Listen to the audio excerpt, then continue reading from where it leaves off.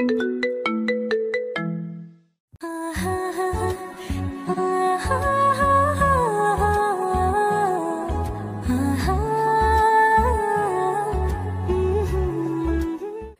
হয়তো কিছু একটা ভাবছে, আমাকে বলল, কি রে, কথা বলতে পারিস না? দোকানের সাথে তো বেশ জমিয়ে কথা বললি, এখন চুপ কেন? ম্যাম কি বলবো? সেটা কি আমাকে বলে দিতে হবে? দোকানে কি তোকে কিছু বলেছিল? না। তো কিছু বল, সারা রাত তো এভাবে চুপ থাকতে পারবো না। আপনি রাজশাহীতে কোথায় আসছিলেন? আর বলিস না, আমার একটা বান্ধবীর বিয়ে হলো, বিয়েতে আসছিলাম। ও, তুই বিয়ে করেছিস? না ম্যাম। কেন? কাকে বিয়ে করব? কাকে করবি মানে? দেশে কি মেয়ের অভাব পড়ছে? আসলে সেটা না। তো কি? আমার পরিবার নেই, আমার বিয়ে করা একটু সমস্যা। তো সমস্যার কি আছে? দেশে অনেক মেয়ে আছে যাদের পরিবার নেই, তাদের মধ্যে একজনকে বিয়ে করবি। ম্যাম ওইরকম হলে আমি করব না। কেন? সেটা না বলি। ওই সব বলতে হবে। মাথায় একটা দুষ্টু বুদ্ধি এলো। আমি বললাম, ম্যাম আপনার মতো সুন্দরী পেলে ভেবে দেখতে পারি। তোর ভাবা লাগবে না, আমার মতো কেউ তোর দিকে তাকাবেও না। সেটা আমার জন্যই ভালো। কেন? তাহলে আর বিয়ে করা লাগবে না। হয়েছে ভাই, থাম এবার। চল লাইনের ওই পাশটাই ঘুরে আসি। ইরা ম্যাম যেদিকে যাচ্ছে আমিও তার পেছন পেছন ছুটছি। একবার বললাম যে বাকি রাতটুকু ঘুমিয়ে নেন, তখন আমাকে ধমক দিয়ে বলল, সে কি আমার আদেশ মেনে চলবে? পরক্ষণে ভাবলাম, তাই তো, সে আমার কথা মানবে কেন? সে তো মালিক পক্ষের লোক। লাইনের অন্য পাশটায় চলে আসলাম। এই পাশটায় ফাঁকা জায়গা নেই, কাছে একটা গ্রাম দেখা যাচ্ছে, আর লাইনের পাশ দিয়ে একটা রাস্তা গ্রামের ভেতরে চলে গেছে। চল রাস্তাটা দিয়ে গ্রামের ভেতর যাই। না ম্যাম, এত রাতে যাওয়া ঠিক হবে না। আমি কি বলছি তোকে? জি ম্যাম, চলেন। এই হলো মেয়ে মানুষ, ভালো মন্দ কিছুই বোঝে না। তারপর যদি এরকম ধনী ঘরের মেয়ে হয়, তাদের মাথার তার দুই একটা কমই থাকে। এরা পুরো পৃথিবীকে নিজের মনে করে আর ভাবে সেই সব থেকে ক্ষমতাধর ব্যক্তি। দুজনে অনেকটা হাঁটলাম। এখন আমরা হাঁটছি গ্রামের ভেতরে। পুরো গ্রাম নিস্তব্ধ, কোথাও কোনো সারা শব্দ নেই, শুনশান পরিবেশ। ম্যাম মাঝে মাঝে আমার সাথে কথা বলছে। এক সময় আমরা ভালোই কথা বলতে শুরু করি। ম্যাম আমাকে বলল, তুই কি সারা জীবন এইভাবেই কাটাবি? জানি না। জানিস না মানে? আমার ভাগ্যে কি আছে আমি কিভাবে বলবো? তাও সবার তো অনেক ফিউচার প্ল্যান থাকে, তোর নেই? না। অদ্ভুত। আচ্ছা ম্যাম, একটা জিনিস আমার কাছে খুব খারাপ লাগছে। কি? বললে রাগ করবেন না তো? না, বল।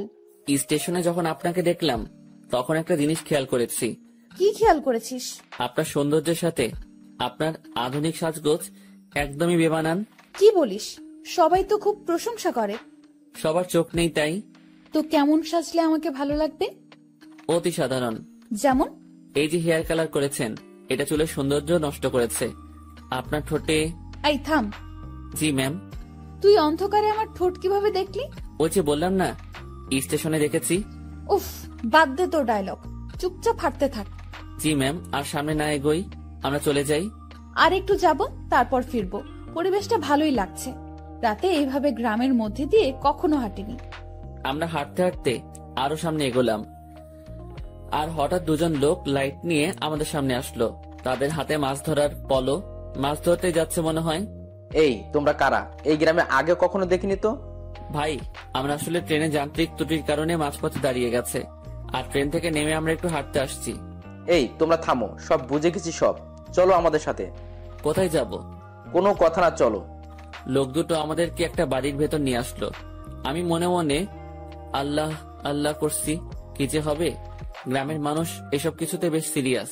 রাত করে মেয়ে নিয়ে বাইরে দেখলে উল্টাপাল্টা ভাববে। আমাদের বেলায় ঠিক তাই হয়েছে। এরা শুধু আমার দিকে তাকিয়ে বারবার দেখছিল। আমিও মনে মনে বলছি, দেখেন কেমন লাগে। একজন বাড়ির গিন্নিকে ডাকা শুরু করলো। বুঝলাম এটা তার নিজের বাড়ি। লোকটির বয়সে আমাদের তাকিয়ে বলল, এরা কারা? ওরা বাড়ি থেকে পালায় আসছে, ওদের তুমি ঘরে নিয়ে যাও, আমি হুজুরের ডাইকা নিয়ে আসি। ভাই ভাই, হুজুরে ডেকে কি করবেন? বিয়ে করায় দেবো তোমাদের। ভাই ভাই শোনেন, উনি আমার কিছু না, আমরা পালাই আসিনি। উল্টা পাল্টা কথা কইও না, চুপ থাকো। একটা মায়া তোমার সাথে এত রাতে ঘুরে, এর মানে কি আমরা বুঝি না? ভাই ভাই এমন কইরেন না। চান মিয়া, তুমি ওদের ঘরে নিয়ে যাও, আর বউ আমি যাইতেছি হুজুরের ডাকতে। আমাদের কাছে একজনকে রেখে লোকটি অন্ধকারে হাওয়া হয়ে গেল। কিছু একটা ঘটতে চলছে। আমি ইরার দিকে তাকালাম, দেখি সে আমার দিকে তাকিয়ে আছে, মুখটা কাঁচুমাচু করে রেখেছে সে। দুজনে কথা বলতে পারছি না। সময় যাচ্ছে আর লোকজন বাড়তে শুরু করে। আমাদের দুজনকে 2 রুমে রাখা হয়েছে। আমি শুধু আল্লাহ আল্লাহ করছি। ওইদিকে ইরার কি অবস্থা হয়েছে আমি জানি না। কিছু সময় পর হুজুর আসলো, আমি তাকেও বুঝালাম। স্বস্তির কথা হলো সে বুঝেছে। কঠিন একটা সমস্যা থেকে বাঁচলাম। হুজুরটা আমাদের লাইন পর্যন্ত এগিয়ে দিল। তারপর ওয়াও, কি দারুণ অভিজ্ঞতা। ধুর, চুপ করেন তো, এখনই তো একটা হয়ে যেত। মানে কি আরে বড় বাচ্চা বেঁচে গেছেন। তা তো জানি, তবে দারুণ লাগছে। আপনি থাকেন, যেখানে ইচ্ছা যান, আমাকে ডাকবেন না। আমি ট্রেনে উঠলাম। ওনার সাথে সাথে আর দেখা করলাম না। ফজরের আজান হলো, তার কিছুক্ষণ পর আমাদের ট্রেন আবার যাত্রা শুরু করলো। আমি ঠিক আমার আগের জায়গাটায় দাঁড়িয়ে আছি। ইরা ম্যাম আবার আসলো। তুই ভালোই বদমাইশ তো। কি করছি আমি? তুই আমার উপর ছাড়ি দিস, আমার উপর রাগ দেখাস। তো কি করব? আপনার মাথায় কি ব্রেইন নামক জিনিসটা আছে? থাকলেও তো মনে হয় কাজ হবে না। এরকম ছেলে মানুষই করেন, কি জন্য বড় হয়েছেন বোঝেন না কিছু। ম্যাম আমার দিকে হা করে তাকিয়ে আছে। আমি জানি কথাটা বলার পর আমার চাকরি থাকবে না। আপনার বাবাকে কিছু বলতে হবে না, আমি অফিস যাব না। ম্যাম কিছুক্ষণ চুপ থেকে বলল, আমি তোকে চাকরি দেইনি, তোর চাকরি আমি কাটবো কেন? এই যে আমাকে বকা দিলি, মনে রাখিস, এর শোধ আমি তুলবো। ইরা রাগ দেখিয়ে তার কেবিনে চলে গেল। ম্যাম যে থ্রেটটা দিল আমার একটু ভয় লাগলো না। ওনার কথা শুনে মনে হলো কোনো বাচ্চা আমাকে থ্রেট দিয়েছে। ওনার কণ্ঠটা সত্যি অসাধারণ। শুনলে মনে হয় বারবার শুনি। না, আমি আবার ভাবনাতে হারিয়ে যাচ্ছি কেন। যাই, ওনার কেবিনে গিয়ে সরি বলে আসি। না হলে আমার কি করে বসবে আল্লাহ জানে। আমি তার কেবিনের ভিতর ঢুকবো, তখনই কারোর সাথে ধাক্কা লাগলো। তাকিয়ে দেখি ম্যাম। উনি হয়তো বাইরে আসছিলেন। এটা কি হলো? সরি ম্যাম, বুঝতে পারিনি। তুই আমার কেবিনে কি জন্য? সরি বলতে আসছি। সরি বললে তো কাজ হবে না, আমি তোকে মাফ করব না। কিছুক্ষণ তর্ক হলো। আমি তাকে বললাম, আমার উপর কেউ রাগ করে থাকুক সেটা আমি চাই না, আপনার মন যা চাই তাই করেন। কথাটা বলতেই ম্যাম আমাকে অবাক করে আমার গালে 2টো চড় বসিয়ে দিল। এখন বুঝতে পারলাম ম্যাম বেশ রেগে গিয়েছিল আমার উপর। চড়টা না খেলে হয়তো বুঝতে পারতাম না। আমি তো ভেবেছিলাম অন্য কোনো শাস্তি দিবে হয়তো। চড় মারার পর ম্যাম আরো বলল, তুই আমার বেস্ট ফ্রেন্ড হবি? এমন থাপ্পড় খাওয়ার পর এরকম প্রস্তাব পাবো ভাবতেও পারিনি। মনে মনে ভাবছি আমি তার সাথে কেন বন্ধুত্ব করতে যাব। তার চালচলন আর আমার চালচলন রাত দিন তফাৎ। কিন্তু কথাটা তাকে মুখের উপর মানা করতে পারবো না, যদি আবার কয়েকটা থাপ্পড় দিয়ে দেয়। ভয় ভয় বললাম, হব। গুড, তুই এখন যা। না, শোন, তোর কন্ট্যাক্ট নাম্বারটা দিয়ে যা, আমি কল করে তোকে ডেকে নেব যে কোনো সময়। ম্যামকে মোবাইল নাম্বারটা দিয়ে আগের জায়গায় ফিরে আসলাম। 8টায় আমাদের গন্তব্যে পৌঁছে গেলাম। ইরা ম্যামের কথা অনুযায়ী তার ব্যাগগুলো নামিয়ে দিলাম। এখন উনি আর আমি স্টেশনের বাইরের রাস্তায় দাঁড়িয়ে আছি। বাসা থেকে ওনার জন্য গাড়ি পাঠানো হয়েছে। গাড়ি জ্যামে পড়েছে, তাই অনেক লেট হচ্ছে। আমার পেটের অবস্থা খারাপ, রাতে কিছু খাওয়া হয়নি, আবার অনেকটা বেলা হয়েছে, পেটে এখনো কিছু পড়েনি। ম্যামের সামনে কিছু বলারও সাহস পাচ্ছি না। কিছু সময় পর উনি আমাকে বললেন, তোর কি ক্ষুধা লাগছে? জি অনেক। তো খেয়ে আয়। আচ্ছা আপনি দাঁড়ান, আমি যাবো আর আসবো। আমি একটা দোকানে গিয়ে চা বিস্কিটের সাথে কয়েকটা কলা খেয়ে নিলাম। দোকানদারকে টাকা দিতে যাব, তখন মনে হলো ম্যামও তো কিছু খাইনি, ওনাকে খাওয়ার কথা বলা উচিত ছিল। ভুলটা যেহেতু করেই ফেলেছি, তাই ওনার জন্য কিছু নিয়ে গেলাম। আমি কাছে গিয়ে তার দিকে খাবারগুলো এগিয়ে দিলাম। আমার দিকে উনি ভ্রু কুঁচকে তাকালো। এগুলো আমাকে কেন দিচ্ছিস? খেয়ে নিন, আপনি তো রাতে কিছু খাননি। তুই কি ভাবিস আমাকে? আমি সকাল সকাল রাস্তায় দাঁড়িয়ে এসব খাবো? এগুলো তোদের মতো লোকজন খাবে। সরি ম্যাম, বুঝতে পারিনি। খাবারগুলো নিজের ব্যাগে ভরে নিলাম। নিজে বাসায় গিয়ে খাবো। ঘন্টাখানেক পর গাড়ি আসলো। ম্যামকে উঠিয়ে দিয়ে আমি আমার বাসায় চলে গেলাম। আমার হাতে শুধু আজকের দিনটাই ছুটি আছে, আগামীকাল থেকে ডিউটি। বাসায় এসে সব ঠিকঠাক করে নিলাম। দিনের বাকি সময়টুকু আর বাইরে বের হলাম না। এই শহরের গাড়িগুলোর হর্ন আমার ভালো লাগে না। প্রচন্ড বিরক্তিকর একটা জিনিস, শুনলেই মাথা ব্যথা শুরু হয়ে যায়। রুমের জানালা খুলে দিয়ে আকাশের দিকে তাকিয়ে থাকি। গতকাল রাতের ঘটনাটা ভাবতে থাকি। কাল যদি বিয়েটা হয়ে যেত, আজ আমি মামা শ্বশুর বাড়ি থাকতাম, মানে জেলে। কি বাঁচাটাই না বাঁচলাম। সন্ধ্যার একটু আগ দিয়ে ইরার কল পেলাম। উনি আমাকে তাদের অফিসের সামনে যেতে বলেছে। গত রাতে ফ্রেন্ড হয়েছি, কথা রাখতে অবশ্যই যেতে হবে। কথাই আছে, ফ্রেন্ডের কাছে কোনো বাহানা চলে না। আমিও তাই কোনো বাহানা বা ব্যস্ততা দেখালাম না। বাইরে যাচ্ছি ওনার সাথে দেখা করতে, তাই একটু সাজতে হবে। ব্যাগ থেকে নতুন একটা ফুল হাতা গেঞ্জি বের করলাম। একটু স্মার্ট সাজার জন্যই। সুন্দরীদের সামনে তো আর এমনি এমনি যাওয়া যায় না। এই প্রথম কাউকে উদ্দেশ্য করে সাজগোজ করছি। মনের মধ্যে কেমন যেন খটকা লাগছিল। এখন খটকা দেখার সময় নেই। চটপট রেডি হয়ে আমার অফিসের সামনে গেলাম। ম্যামকে গিয়ে ঠিক সেখানে পেলাম। উনি তার গাড়ির সাথে হেলান দিয়ে দাঁড়িয়ে আছে। আমি তার সামনে গিয়ে ম্যামকে ডেকে সালাম দিলাম। উনি উত্তর দিলেন আর সাথে সাথে বললেন, গাড়ির পেছনে বসে যা। কোথায় যাবেন? আমার বন্ধুদের সাথে তোর পরিচয় করিয়ে দেব, সেখানেই নিয়ে যাচ্ছি। আমি আর কিছু বললাম না, তার গাড়ির পেছনে চেপে বসলাম। আধ ঘন্টা পর একটা রেস্টুরেন্টের সামনে গিয়ে ম্যাম গাড়ি থামালো। তারপর আমাকে নিয়ে রেস্টুরেন্টে ঢুকলো। আমি তার পিছু পিছু গেলাম। উনি একটা জায়গায় গিয়ে থামলো আর কিছু ছেলেমেয়ের সাথে গিয়ে কথা বলা শুরু করলো। বুঝতে পারলাম এরাই তার ফ্রেন্ড। এবার ম্যাম আমার দিকে তাকিয়ে বলল, বন্ধুরা, তোমাদের জন্য একটা গিফট এনেছি। কি রে দোস্ত, কে এটা? আর বলিস না, এই প্রাণীকে রাজশাহীতে পেয়েছি। এই পাগলার সাথে কিছুক্ষণ কথা বলেছি, তারপর বেস্ট ফ্রেন্ড হওয়ার প্রস্তাব দিয়েছি। দুঃখের বিষয় হলো পাগলা আমার কথা বিশ্বাস করে হ্যাঁ বলে দিয়েছে। তোরা বলতো, এর মতো খ্যাত মানে কি বলবো, এরকম একটা মানুষ আমার ফ্রেন্ড। অসম্ভব। দেখ ভাই, আমার ফ্রেন্ডদের সাথে পরিচয় করিয়ে দিতেই তোকে এখানে নিয়ে আসছি। ইরা একে একে তার বন্ধুদের সাথে পরিচয় করিয়ে দিল। সবাই বনেদি ঘরের ছেলে মেয়ে।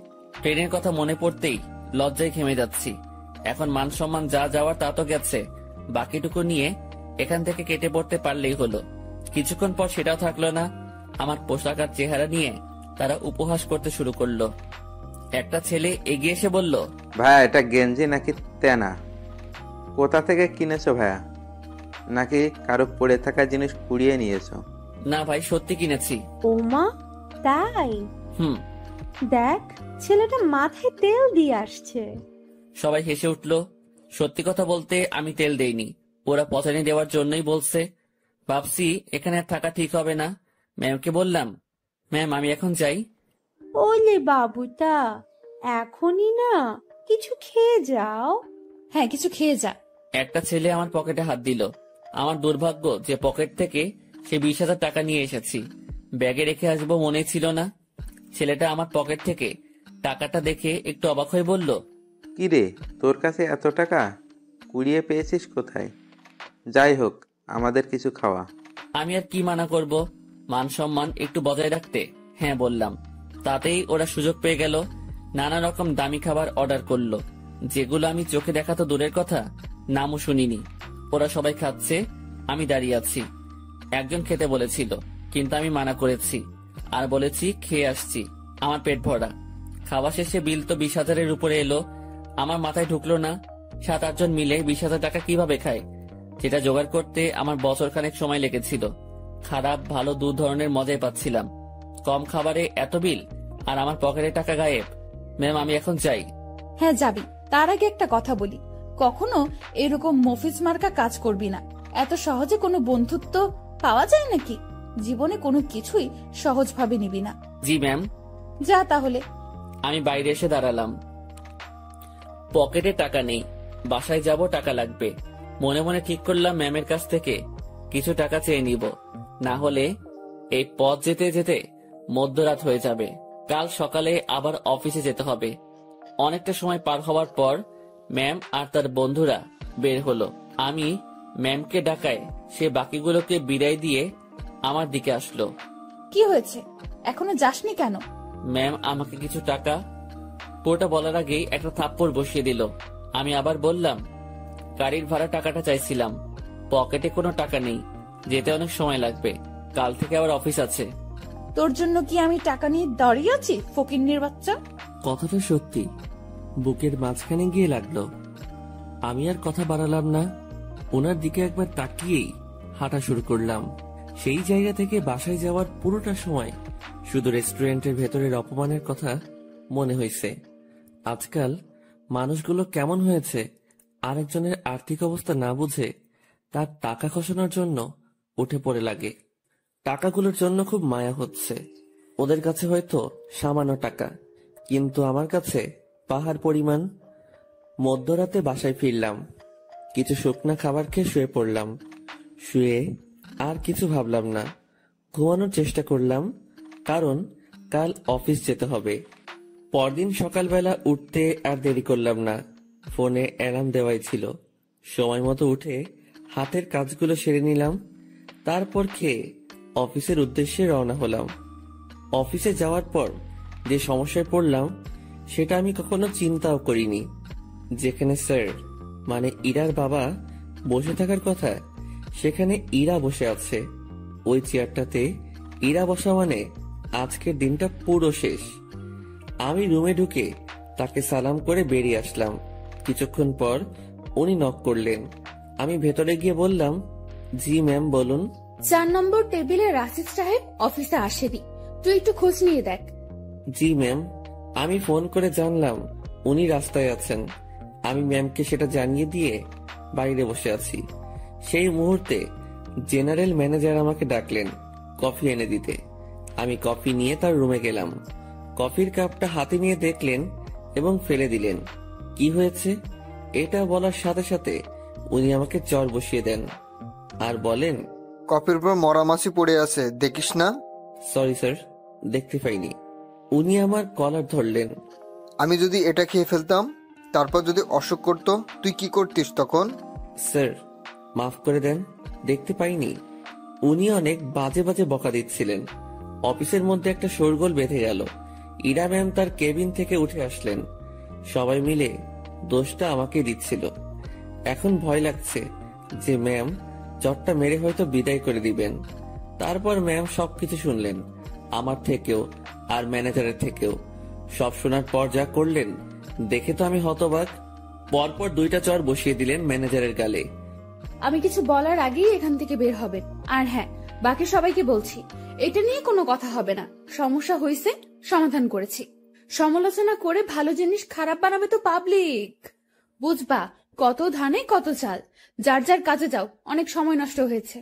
কিছুক্ষণ ঝড়ের পর অফিস স্বাভাবিক, আগের মতো কাজ চলছে। কিভাবে সব সামনে নিলাম। হুটহাট ম্যানেজার শেখত, সাথে 2টা থাপ্পড়। বিচারটা যাই করুক, তাহলে আমার সাথে অমন করলো কেন? ভাবতে ভাবতে কোনো উত্তরই খুঁজে পেলাম না। লাঞ্চের সময় আমি বাসা থেকে রুটি নিয়ে আসছি। 2-1জনকে পানি এনে দিয়ে আমি খাওয়ার জন্য বসবো।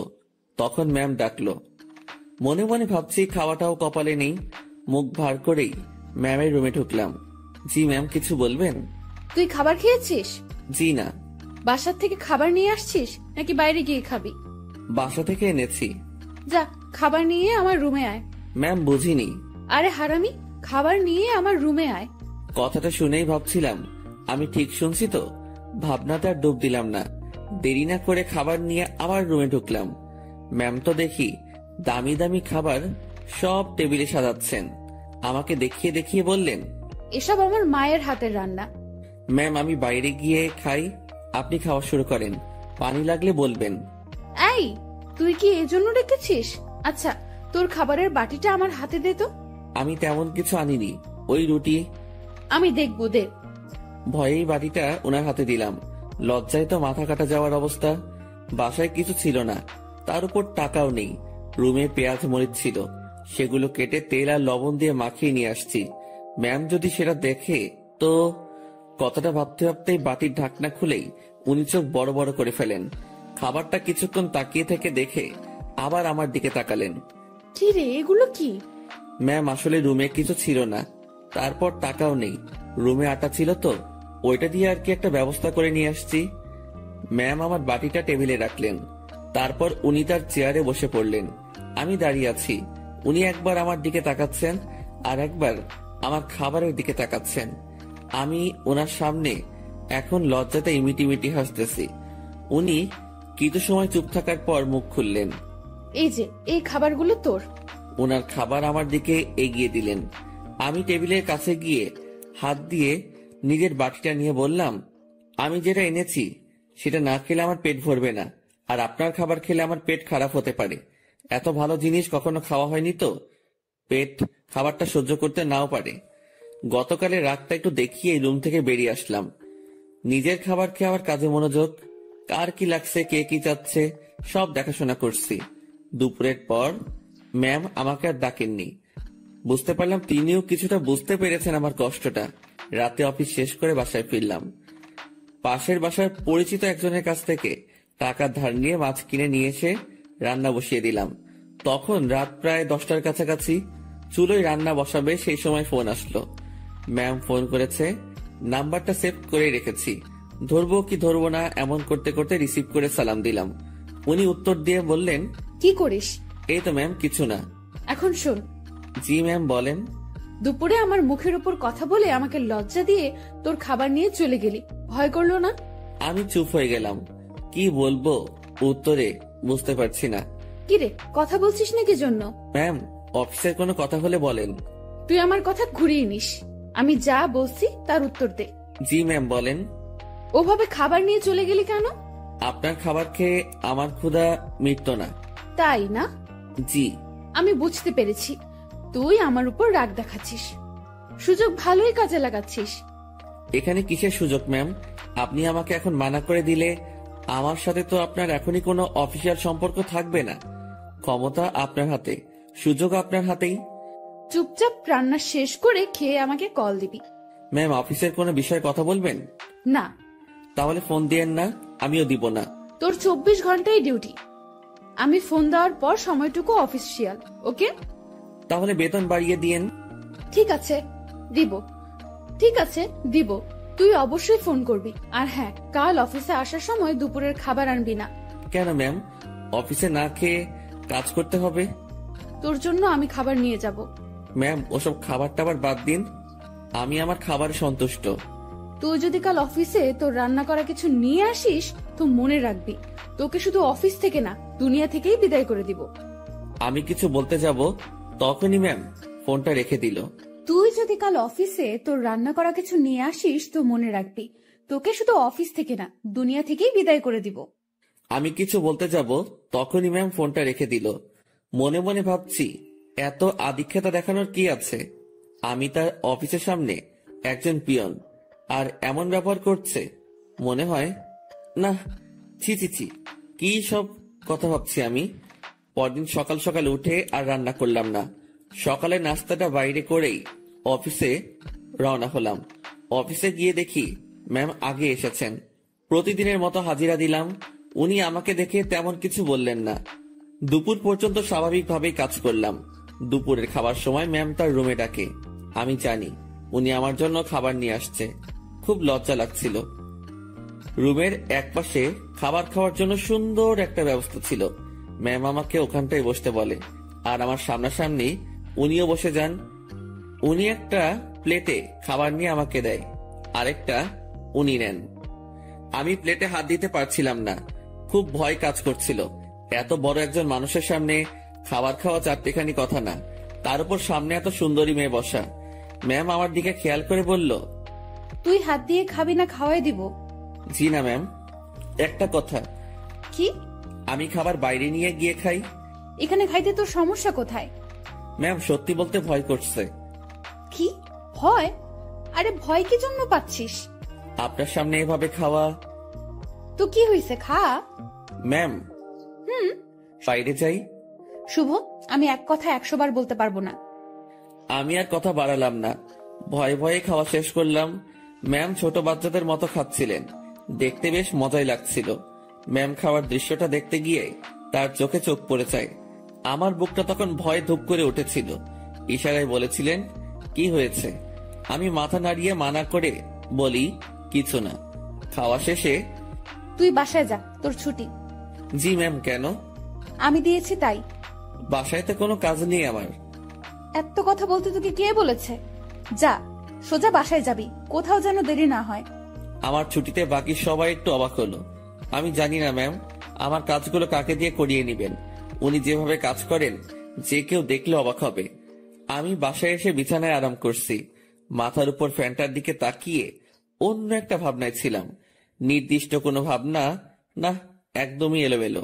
বাংলায় এই ভাবনাকে কি বলে বা কিভাবে ব্যাখ্যা করে আমি জানি না। এই জিনিসটা ভাবতে ভাবতে আমার চোখটা বন্ধ হয়ে আসে। জানি না কতটা সময় ঘুমিয়েছি, হঠাৎ আমার কানে কোনো একটা শব্দে বেজে ওঠে। চোখ খুলে বুঝতে পারি ফোনটা বাজছে। ফোন হাতে নিয়ে আবছা চোখে দেখি ম্যাম কল করেছে। ফোনটা রিসিভ করলাম। কই তুই? কই আবার, আপনি তো ছুটি দিয়েছেন, বাসায় আসছি। তুই কি ঘুমাচ্ছিস? হ্যাঁ। আমি কি তোকে ঘুমানোর জন্য ছুটি দিয়েছি? তাহলে? বাসায় যেতে বলেছি শুধু। জি ম্যাম, আমি তো আপনার কথায় সোজা বাসায় আসছি, আর বাসায় কাজ নেই, তাই একটু।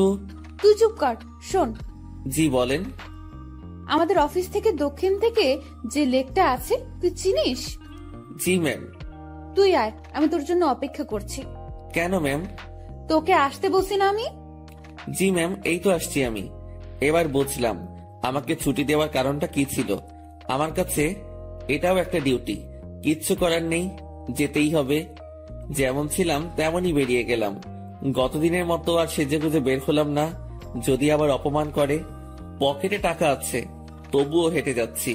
এই মাসের বেতন পেতে অনেক দেরি, তাই এমনি টাকা খরচ করা চলবে না।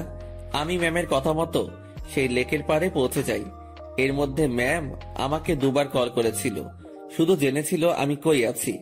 লেকের পাড়ে যেতেই দেখলাম অনেকেই বসে আড্ডা দিচ্ছে, অনেক বাচ্চারও আসছে। আমি ম্যামকে খুঁজছিলাম, আমাকে দেখে ম্যামই আমাকে ডাকে। আমি ওনার দিকে এগিয়ে যাই। উনি ঘাসের উপর বসা ছিলেন। একটু দূর থেকে মনে হচ্ছিল কোনো কারণে মনটা খারাপ। আমি তার পিছে গিয়ে দাঁড়ালাম। বস এখানে। আমি বসার পর, জি ম্যাম বলেন। আমি বুঝলাম না, 10 মিনিটের রাস্তা 1 ঘন্টা লাগে কিভাবে? আসলে ম্যাম কি বলবো, হেঁটে আসছি। তুই হেঁটে আসছিস কি জন্য? টাকা নাই? আছে, তবে খুবই অল্প। খরচ করলে বড়সড় বিপদে পড়তে হবে। আপনার মন খারাপ দেখছি। ম্যাম কিছু হয়েছে কি? তোর জন্য। ম্যাম আমি কি করেছি? অনেক লেট করছিস। জি সরি। উঠে দাঁড়িয়ে কান ধরে থাক। ম্যাম এটা। আমি উঠতে বলেছি। আমি উঠতে যাব তখনই ম্যাম আমাকে বসতে বলে। টাকা আছে তো, তাই না? হ্যাঁ আছে। চল আইসক্রিম খাবো। আমার টাকা দিয়ে? তো কখনো কোনো মেয়েকে বিল দিতে দেখেছিস তুই? না। তো আমার কাছে চাইবি না। চল আইসক্রিম খাবো। ম্যাম ম্যাম শোনেন, একটু মনটা নরম করেন। টাকাগুলো গেলে খুব সমস্যায় পড়বো। সেটা তো আমি জানি না। তুই আমার বেস্ট ফ্রেন্ড, বেস্ট ফ্রেন্ডের জন্য সবাই জান দিয়ে দেয়, আর আমি তো তোর কাছে টাকা চাইছি। জানতো না, আর সময় হলে জানটাও দিয়ে দিবি। অসহায়ের মতো দাঁড়িয়ে আছি। এখন আমার পকেটের 12টা বাজবে। ম্যাম আর আমি আইসক্রিম খেলাম। আমাদের মধ্যে কোনো কথা হচ্ছিল না, দুজন শুধু হাঁটছিলাম, আর মাঝে মাঝে দরকার হলে উনি নিজে থেকে কথা বলছিলেন।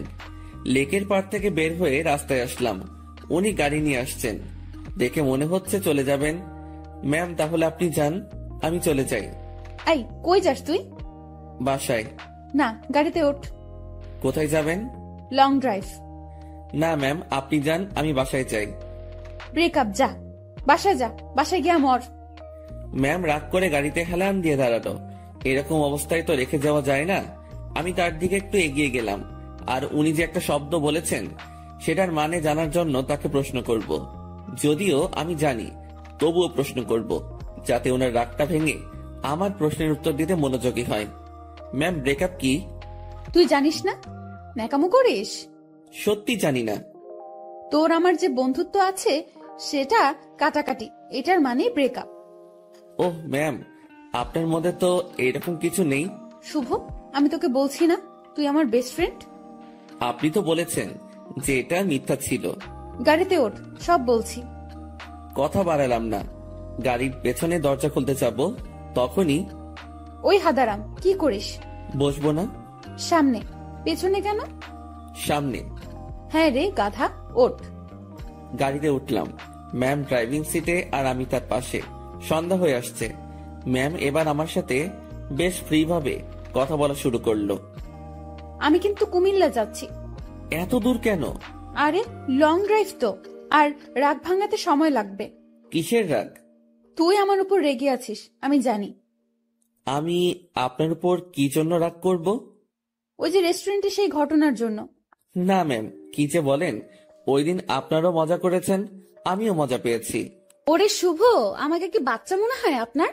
এত বড় একটা প্রতিষ্ঠান চালাচ্ছি, আমার মাথায় কি এতটুকু বুদ্ধি নেই যে কোনটা সত্যি আর কোনটা মিথ্যা আমি বুঝবো না? না, বুদ্ধি তো আপনার অনেক আছে। হয়েছে, শোন আমি কি বলি। বলেন। রাতে কি খাবি বল? সন্ধ্যায় তো অনেক কিছু খেলাম, রাতে আর কি খাবো? না, তাও কিছু শুকনো খাবার নেই, আর দুটো পিৎজা। আপনার ইচ্ছা। ম্যাম, ভয় করছে আমার। কেন? আপনার বাবা যদি জানে অফিসের পিয়নকে নিয়ে ঘুরতে বেরোইছেন। কিভাবে জানবে? আমি তো বলবো না। আমি যে অফিসে যাব না সেটা তো জানতে পারবে। সেটা আমি দেখে নিব, তোর এত চিন্তা নেই। এখন বল আমাকে মাফ করেছিস কিনা। আপনি তো দোষ করেননি। তোকে যে কি করব আমি, দেখ। আর রাগ করে থাকিস না, ভুল করে ফেলেছি। আমি রাগ করিনি তো। আমি তোর চোখে মুখে রাগ দেখতেছি। আচ্ছা, রাগ নেই আমার উপর, সত্যি তো? হ্যাঁ, সত্যি। সত্য নাকি মিথ্যা সব টের পাবো। আমি যা বলবো সেটা যদি না করিস তাহলেই বুঝবো তুই এখনো রেগে আছিস। না, কি যে বলেন, আপনার তো সব কথাই শুনি। কত যে শুনিস আমার জানা আছে। মাঝপথে আমরা গাড়ি থেকে নেমে কিছু খাবার নিলাম। দুজন বেশ কথা বলতে বলতে যাচ্ছি। ইরা ম্যাম গাড়িটা এখন বেশ ধীর গতিতে চালাচ্ছেন। আজ বেশ কুয়াশাও পড়েছে। এই চল, বাইরে কুয়াশার বৃষ্টিতে ভিজি। এই না, এটা করবেন না, বাইরে গেলে বিপদ। সেদিনের মতো হলে অবস্থা খারাপ হয়ে যাবে। যাব না তো, তোর কেয়ারিংটা আমার খুব ভালো লাগে, সেটা পাওয়ার জন্যই কথাটা বললাম। তুই কাউকে ভালোবাসিস নাই? কোন ভালোবাসা? মানে পছন্দের মানুষ বিয়ে টিয়ে করার ইচ্ছা এমন। এর আগেও তো বলেছি ওই রকম কেউ নেই। কাউকে দেখে পছন্দ হয় না? না, প্রায় সবার মধ্যেই ভেজাল আছে। ভেজাল মানে? মানে আর কি, এখন তো প্রেমের বাজার চলে। বাজারটা বেশ গরম। এক একজন 10-12টা প্রেম করে, তার উপর ওয়েটিং এ রাখে। তুই জানিস কিভাবে? চোখ খোলা রাখলে সবই টের পাওয়া যায়। ম্যাম, আপনার নেই কি পছন্দের মানুষ? না রে, এসব পছন্দ টছন্দ আমার হয় না। আমাকে যে বুঝতে পারে তাকেই আমার পছন্দ। ও, আপনার বাবা আপনাকে বিয়ে দিবে না? কি সব প্রশ্ন যে করিস! বিয়ে দিবে না কেন? অবশ্যই দিবে। তাদের পছন্দেই বিয়ে করবেন। হ্যাঁ, এটাই তো স্বাভাবিক। হঠাৎ করে এই মাঝ রাস্তায় জ্যাম পড়ে যায়। কুয়াশা বেশি হওয়ায় সব গাড়ি চলাচল বন্ধ করে দেওয়া হয়েছে। ম্যাম গাড়ির হেডলাইটটা অফ করলো, তারপর কোথা থেকে যেন একটা চাদর বের করলো। আপনি কি এখন ঘুমাবেন? না, শীত করতেছে প্রচুর, গায়ের উপর দিয়ে রাখি। আমি বাইরে তাকালাম, কুয়াশায় কিচ্ছু দেখা যাচ্ছে না। তবু তাকিয়ে আছি ম্যামের দিকে। তো আর তাকিয়ে থাকা যায় না, তার দিকে তাকালে চোখ ফেরানো যায় না, সেই জন্য তাকানোটাই বিপদ। কি রে, তুই এরকম চুপচাপ থাকবি? আমি আসলে তাকিয়ে থাকতে চাইনি, ভাবনার কথা বাস্তবে ভুলে বলে ফেললাম। কি তাকিয়ে থাকতে চাস মানে? না ম্যাম, মানে ওই যে আমার খুব শীত করতেছে, কথা থেকে বাঁচার জন্য বললাম। আগে বলবি না? আয় চাদরের মধ্যে। মনে মনে ভাবছি আরেক বিপদ। কি হলো? আয়। না ম্যাম, ঠিক আছে, শীত কমে গেছে। ভয় পাচ্ছিস তাই না? ভয় নেই, কাছে আয়। আরে খুব কাছে না, চাদরটা বড়, তুই একটু কাছে আসলেই হয়ে যাবে। একটু কাছে গেলাম, ম্যাম আমাকে চাদরের একটা মুড়ি দিল। আমি সেটা আমার পাশে ঘিরে পিঠের সাথে লাগিয়ে নিলাম। এবার আমি কাঁপতেছি, তবে সেটা শীতে না, ভয়ে। কাঁপুনি রেখে ম্যাম বলল, ওরে আল্লাহ, তোর এত শীত করতেছে। এখন ঠিক হয়ে যাবে। আমি জানি ঠিক হবে না। কথাটা বলে ম্যাম আমার খুব কাছে আসলো, তবে তার শরীরের সাথে কোনো স্পর্শ লাগেনি। অনেক চেষ্টা করে নিজের কাঁপুনি থামালাম। ম্যামের চোখে ঘুম ঘুম ভাব এসে গেছে। ম্যাম, আপনি তো ঘুমাচ্ছেন। কই না তো। আপনার কি খুব ঘুম পাচ্ছে? অনেক।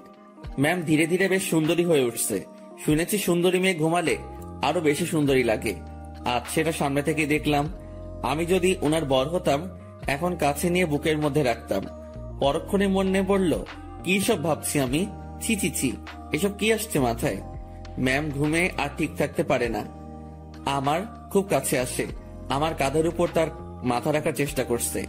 এবার সব ভুলে যাই আমি, নিজে থেকে তার দিকে এগিয়ে যাই, আর উনি তার মাথা আমার কাঁধের উপর রাখে। বুকের মধ্যে হাতুড়ি পেটা হচ্ছে। ওনার নিঃশ্বাস আমার টি শার্টে লাগার পরপরই আমার কেমন যেন একটা অনুভূতি কাজ করছে। না পারছিলাম তখন বুঝতে, না পারছিলাম ভাবতে। কিছুক্ষণ ঘুমানোর পর ম্যাম জাগ না পায়, আমি জেগেই আছি। একটুর জন্য চোখ বন্ধ করিনি। ম্যাম উঠে দেখলো সে আমার কাঁধে মাথা রেখে শুয়ে আছে।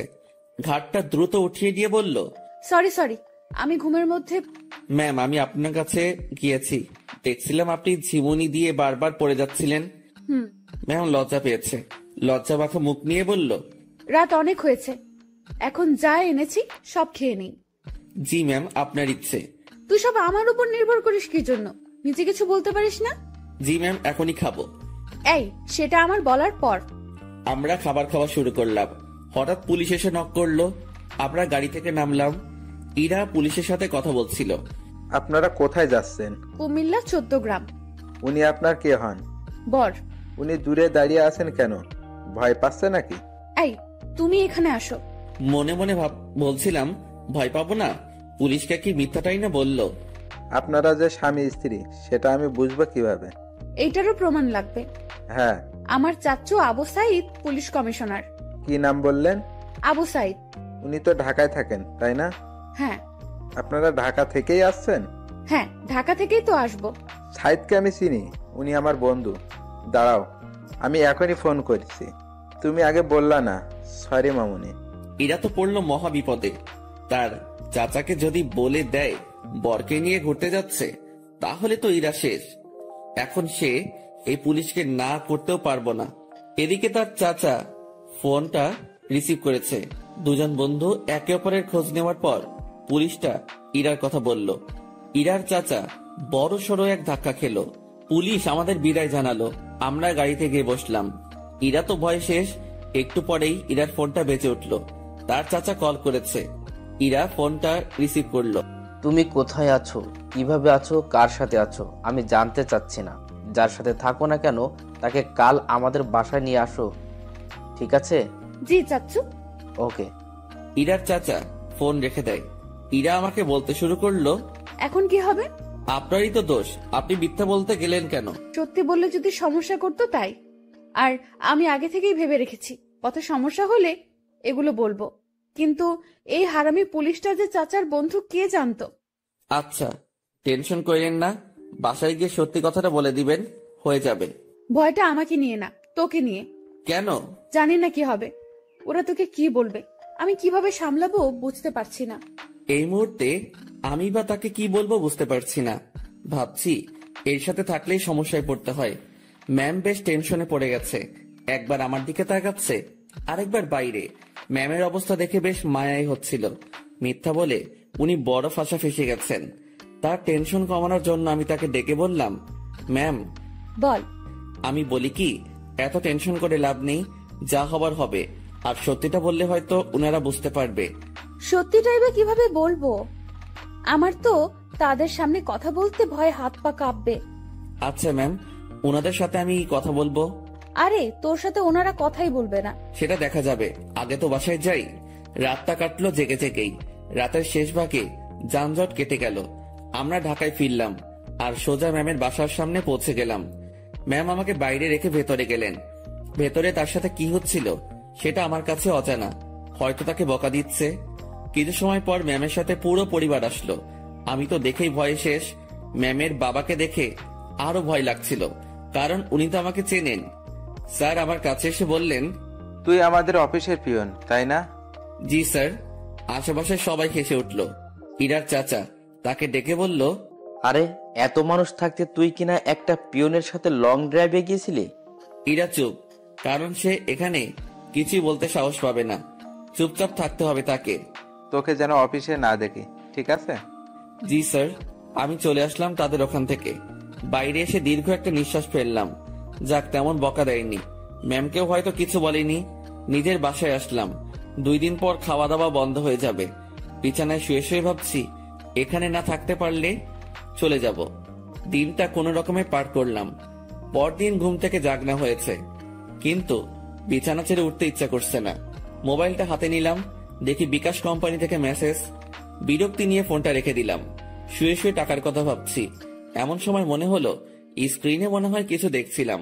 ঝটপট মোবাইলটা হাতে নিয়ে দেখি 25,000 টাকা আমার অ্যাকাউন্টে কে যেন পাঠিয়েছে। আর একটা মেসেজ আছে, এটা ম্যামের নম্বর।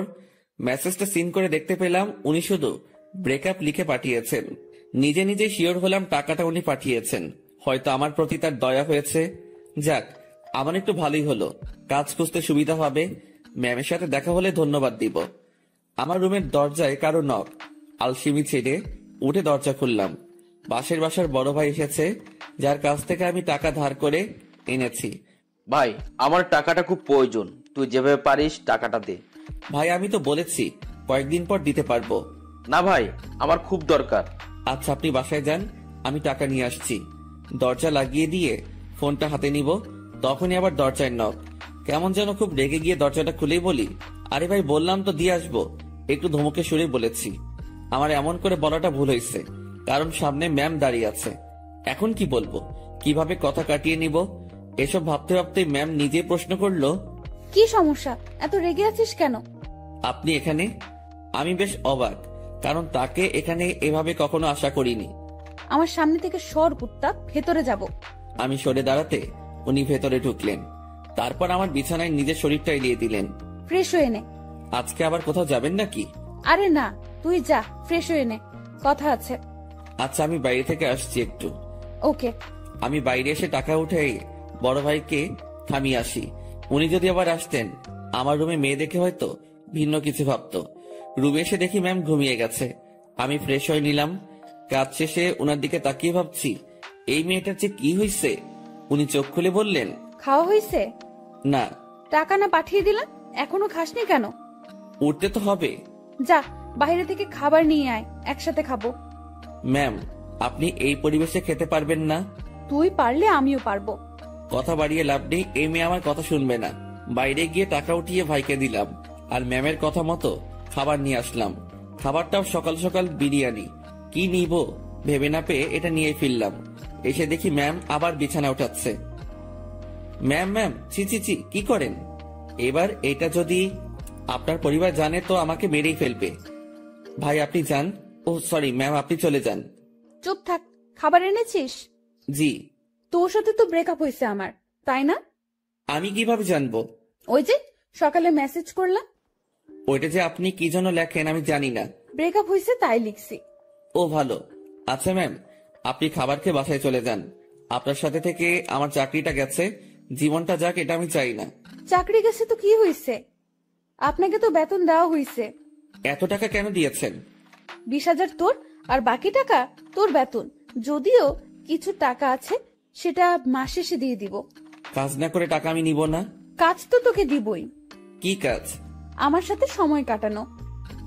আমাকে তো পাইছেন। মানে কি? মানে বোঝেন না? আমি কি আপনার ওই বিএফ যে এইভাবে সময় দিব? তুই আমার মুখের উপরে কথা বলিস? Sorry ma'am. তোর সাথে কোনো কথা নেই। আপনি যেভাবে এসে আমার বিছানায় শুয়ে পড়লেন, আমি তো বেশ ভয় পেয়েছি, আর এখনো পাচ্ছি। এটা যদি আপনার বাসার কেউ জানতে পারে তো আমাকে এখান থেকে পালাতে হবে। তুই পালিয়ে যাবি তাই না? তো পালাবো না? আমার কি জানের ভয় নেই? কে মারবে তোকে? আপনার পরিবারের সবাই মিলেই মারবে। ভালো তো, মায়ের খাবি। আপনাদের মাইর দিতে ভালোই লাগে না। আমার এখানে থাকলে চলবে না, এই শহর ছাড়তে হবে। কি বললি? ম্যাম বসা থেকে উঠে দাঁড়ালো। আপনার টর্চারে এখান থেকে পালাতে হবে। ও তাই? হুম। এখান থেকে যেন পালাতে না পারিস সেই ব্যবস্থা তো করতেই হয়। ম্যাম আমার দিকে এগিয়ে আসছে। একটু ভয় পেয়ে বললাম, মারবেন নাকি? না, অন্য কিছু করব। আপনি এভাবে তাকিয়ে আছেন কেন? আমার ভয় করে এমনিতে, কিন্তু কালকের ভয়ে এখনো ধুক ধুক করে উঠে, তার উপর আপনার এরকম চাহনি। আমার চোখে তুই ভয় দেখতে পাস? হ্যাঁ। ওকে, দেখাচ্ছি ভয়। ম্যাম আমার দিকে এগোচ্ছে, আর আমি পেছনের দিকে যাচ্ছি। এক সময় আমার পিঠ দরজায় লেগে যায়। ম্যামও আমার খুব কাছে চলে আসে। তার শরীর থেকে সুগন্ধি আসছে। নিশ্চয়ই দামি পারফিউম ব্যবহার করেন। সবকিছু মিলিয়ে নেশা ধরিয়ে দেওয়ার মতো একটা সুবাস। আমার বুকের ভেতরের অবস্থা খারাপ। ম্যাম যে কি করবে এখন তার কিছুই টের পাচ্ছি না। আমি তার চোখের দিকে তাকিয়ে দেখি তার চোখ হাসছে। না, আমি তার চোখের ভাষা কবে থেকে বোঝা শুরু করলাম। চোখ সরিয়ে নিলাম। ওই আমার দিকে তাকা। আবার তাকালাম। উপায় নেই, তাকাতেই হবে। এইভাবেই তাকিয়ে থাক। চোখ দিয়ে পানি বের হবে। হোক। আমার খুব লজ্জা লাগছে। এতটা কাছে আসলেন কেন? তুই পালিয়ে যেতে পারিস, তাই একটু আটকানোর চেষ্টা। জানি না এরপর থাকবি কিনা, চেষ্টা করে দেখতে সমস্যা কি? কি চেষ্টা করবেন? ইরা ম্যাম আমার নাকের সাথে নাক লাগালো। উনি মিটি মিটি হাসতেছেন। ওই অবস্থাতেই তিনি কথা বলা শুরু করলেন। মুভিতে তোর জায়গায় আমি থাকতাম আর আমার জায়গায় তুই, কিন্তু এখানে ঠিক উল্টোটা হচ্ছে। আমি আর চোখ খুলে রাখতে পারলাম না, বন্ধ করে ফেললাম। চোখ খুলে রাখার শক্তি আমার নেই। আহারে আমার বেষ্টু। কথাটা বলে উনি আমার নাকে তার নাক ঘষা শুরু করলো। ম্যাম, একটু সরে দাঁড়ান। আগে বল পালাবি না? পালাবো না। প্রমিস কর। প্রমিস, পালাবো না। এভাবে হবে না। তাহলে এরা তার জামাটা সরিয়ে বলল, নাভি টাচ করে বলতে হবে। ওনার নাভি দেখেই আমি চোখ সরিয়ে ফেলি। অসম্ভব সুন্দর একটা জিনিস দেখলাম। চোখটা বারবার সেই দিকে তাকাতে চাইছিল, কোন রকম অন্যদিকে তাকিয়ে আছি। এই নে, এটা টাচ করে প্রমিস কর। ওইখানে টাচ করে শুধু শুধু? আমি তো বললাম প্রমিস। আমি বিশ্বাস করি না। ম্যাম, ওখানে আমি হাত দিতে পারবো না, যত যাই বলেন। কেন? আপনার যে বর হবে সেই দিবে। আচ্ছা, তুই আমার হবু বর, এখন নে টাচ কর। চিচি ম্যাম, কি বলেন? এক আদেশ এতবার দিতে পারবো না, কিন্তু আমি তোরে দিতে বসছি না। আমার লজ্জা করে। তোর লজ্জার আমি রাগাবিরা বলে দিলাম। ম্যামের মাথা পুরো গেছে মনে হয়, না হলে এসব কথা বলছে তাও আমাকে। উনাকে জিজ্ঞেস করা ছাড়া কোনো উপায় নেই। ম্যাম, এমন করতেছেন কেন? আমার গালে এক থাপ্পড় দিয়ে বলল, আমি যেটা বলি সেটা না করে তুই আমাকে উল্টো প্রশ্ন করতেছিস। তাহলে কি ধরবো? তো ভাবছি মায়ের খাবার থেকে ধরাই ভালো। আর সত্যি কথা বলতে, দেখার পর আমি লোভ সামলাতে পারছি না। আমি ওনার নাভির উপর জাস্ট হাতটা রাখলাম। উনি একবার চোখ বন্ধ করে আবার চোখ খুললেন। চুপ কেন? কথা দিলাম যাব না। গুড, এখন হাত সরিয়ে নে। ও সরি ম্যাম, আমার থেকে দূরে গেল, আমি বাঁচলাম। উনি আবার বলতে শুরু করলেন, বাবাকে চ্যালেঞ্জ করে আসছি, তোকেই বিয়ে করব আমি। ও আল্লাহ, না ম্যাম, এটা কি বলছেন আপনি? তুই বুঝবি না, আমি তোকে টাকা দেওয়ার পরেই ঝগড়াটা লাগছে। আমাকে নিয়ে পরিবারের সাথে ঝগড়া করতে গেছেন কেন? ওরা আমার চরিত্র নিয়ে কথা উঠাইছে, তারপর আমাকে বলেছে তোর সাথে নাকি আমার প্রেম আছে। আচ্ছা, মাথা ঠান্ডা করেন। হ্যাঁ, তোকে আমাদের বাসায় নিয়ে গেলে আমার মাথা ঠান্ডা হবে। ও আল্লাহ, এবার আমি শেষ। ম্যাম, কি বলেন এগুলা? আমি কেন? ঝগড়ার সময় বলেছি আমি তোকে ভালোবাসি, তোকেই বিয়ে করব, আর তুই আমাদের বাসায়ই থাকবি। মানে আপনি আমার উপরে যাওয়ার টিকিট নিয়ে আসছেন, তাই না? জানি না, ব্যাগপত্র গুছিয়ে নে আর আমার সাথে চল। এইমাত্র বললেন জাস্ট না পালালেই হবে, এখন আবার বলছেন আপনাদের বাসায় নিয়ে যাবেন। দেখে নিলাম তুই আমার উপর কতটা দুর্বল আর কতটা ভালোবাসিস। না, আপনি কি যে বলেন, আমি আপনাকে। সাধু, হইছে, অনেক হইছে। ড্যাব ড্যাব করে আমার দিকে তাকিয়ে থাকিস, আবার আমার নাভির দিকে তাকিয়েছিলি, আমি বুঝি না। ওনার যা কথার স্পিড, আমি পেরে উঠছিলাম না। এখন ওনার বায়না আমাকে তাদের বাসায় নিয়ে যাবে। আর যাই হোক, নিজের জানটা অকালে চলে যাক, সেটা আমি চাই না। আমি তো যাবনি, সেটাই মনে মনে ঠিক করলাম। এখন ম্যামকে বোঝাতে হবে, ম্যাম আমি যাব না। রুমে ছুরি নেই? কি করবেন? হাত কাটবো আমার। এই না, তোর সাথে কথা নেই, ব্রেকআপ, যা। তুই মানা করার কে? ছুরি কই সেটা বল। না না ম্যাম, যাব আমি। দ্রুত তোর কাপড় গুছিয়ে ব্যাগে ওঠা। ওকে ওকে, উঠাচ্ছি। না, তুই ভাঁজ করে দে, আমি উঠাচ্ছি। আমি কাপড়গুলো ভাঁজ করে দিচ্ছি, আর ভাবছি এইরকম জেদ ধরা ভালোবাসার জন্য আমি তার সাথে চলে যাচ্ছি। এটা কি ঠিক হবে? আমি ইরাকে ভয় ভয় বললাম, ম্যাম একটা কথা। বল। দেখেন, এরকম জেদ ধরা ভালোবাসা নিয়ে আপনার সাথে যাচ্ছি, এর কি কোনো গ্যারান্টি আছে? নাকি সময় শেষ হলে, জেদ শেষ হলে তাড়িয়ে দিবেন? ইরা কেমন ঢং করে আমার দিকে তাকালো, মাজায় দুটো হাত রেখে বলল, আমাকে কি আগের দিনের গ্রামের মাতব্বর মনে হয় যে 4-5টা বিয়ে করব? বিয়ে একটাই, আর ভালোবাসা একটাই। আপনি কি আমাকে ভালোবাসেন? না। তো নিয়ে যাচ্ছেন কেন? একসাথে থাকতে থাকতে ভালোবাসাটা হয়ে যাবে। আচ্ছা চলেন। দাঁড়া, কিছু কথা বলে নেই। জি বলেন। আমাদের তো জয়েন্ট ফ্যামিলি, বাসায় প্রায় 50 জনের বেশি মেম্বার আছে। কেউ যদি বলে তুই কি কাজ করিস, কি বলবি তখন? এখন তো বেকার, কি আর বলবো, বেকারই বলতে হবে। না, তুই যে পিয়নের চাকরি করিস সেটা বলবি। চাকরিটা তো নেই। আছে। আপনি বললেই হলো নাকি? স্যার আমাকে মানা করে দিয়েছে। কোম্পানির 60% শেয়ার আমার। মালিক তাহলে কে? জি আপনি। আজ বাসায় আমার সাথে থেকে কাল সকালে দুজন একসাথে অফিসে যাব, ঠিক আছে? জি ম্যাম, ঠিক আছে। জানটা হাতে নিয়ে ওনার সাথে রওনা দিলাম। ম্যাম কখন কি করে বোঝা বড় দায়। তার মাথায় যে কি করে আল্লাহ জানে, আর উনিই জানেন। উনার বাসার দিকে যতই অগ্রসর হচ্ছি ততই বুকের ধুকপুকুনিটা বাড়ছে। ম্যামের বাবাকে অফিসে দেখেই যে ভয় পেয়েছি, এখন তার সামনে থাকতে হবে, তাও আবার তার মেয়ের হবু জামাই হয়ে। ভাবতেই সারা শরীরে লোমগুলো দাঁড়িয়ে যাচ্ছে। উনার বাসায় পৌঁছে গেলাম। গাড়ি যেখানে পার্ক করলো সেখানেই আরো অনেকগুলো গাড়ি। বাসাটা দেখে মনে হয় না এত লোক এখানে থাকে। এই, তুই আমার পিছু পিছু থাকবি, ওকে? জি ম্যাম, ওকে। বাসার ভেতরে ঢুকলাম। বসার ঘরে সবাই বসে আছে, কেউ কেউ আড্ডাতে মেতে আছে। আমাদেরকে দেখে সবার কাজ করা বন্ধ হয়ে গেল। আমি মাথা নিচের দিকে দিয়ে আছি, কারো দিকে তাকানোর সাহস নেই। এই ম্যামের জন্য আমি এই পরিস্থিতিতে পড়েছি। আমি ম্যামের কথা কেন শুনতেছি? আমি কি ওনাকে মনের অজান্তে ভালোবেসে ফেলেছি? না, ভাবনা ঢুকলে চলবে না, এখন অ্যাক্টিভ থাকতে হবে। ম্যাম যেটা বলবে সেটাই করতে হবে। ধীরে ধীরে বাসার সবাই চলে আসলো। উনার বাবা মা তো প্রথম থেকেই এখানে ছিলেন। এই যে আমি আমার বরকে এনেছি, আজ থেকে ও এখানেই থাকবে। কেউ যদি আমাকে বাসা থেকে বের করে দেওয়ার কথা ভাবো তো আমার সম্পত্তি বুঝিয়ে দিয়ে তারপর বের করে দিও। তুই আমার মেয়ে। দেখো, ওর জেদ খুব। তুমি কিছু বলো না, ও ঠিক হয়ে যাবে। আর এই ছেলে তোর আমি। আমার দিকে তাকিয়ে কথা বলছে। আমি তো ভয়ে শেষ। ইরা, মা, তুই ওকে নিয়ে উপরে যা। ম্যাম আমাকে নিয়ে তার রুমে আসলো। অমায়িক সব সাজগোজ, রুমটা এত সুন্দর যে যেদিকে তাকাচ্ছি অবাক হচ্ছি। আমি তো রুম দেখাতে ব্যস্ত। ম্যাম তখন আমাকে বললেন, তুই বিছানায় উঠে থাক, আমি আসছি। ম্যাম কই যান আপনি? নিচে। আমার ভয় করে কেউ এসে আমাকে মেরে ফেলবে। আরে পাগলা, কে মারবে? আপনার ওই পুলিশ চাচা। উনি বাসায় নেই, আর আমি নিচে যাব আর আসবো। আচ্ছা। ইরা চলে যাওয়ার পর রুমটা ভালোভাবে দেখছিলাম। দেখতে দেখতে বিছানায় বসে পড়লাম। বিছানাটাও বেশ নরম। বসার সাথে সাথে কেমন যেন একটা নরম তুলতুলে ভাব। হঠাৎ ইরার মা রুমে প্রবেশ করলেন। আমি তাকে দেখে দাঁড়িয়ে গেলাম। উনি আমার কাছে এসে বললেন, বাবা, নাম কি তোমার? জি, শুভ। ও, ইরা হয়তো পাগলামি করে এমনটা করেছে। তোমার বাবা মা, ফ্যামিলি আছে, তারা এইসব শুনলে সমস্যা করবে।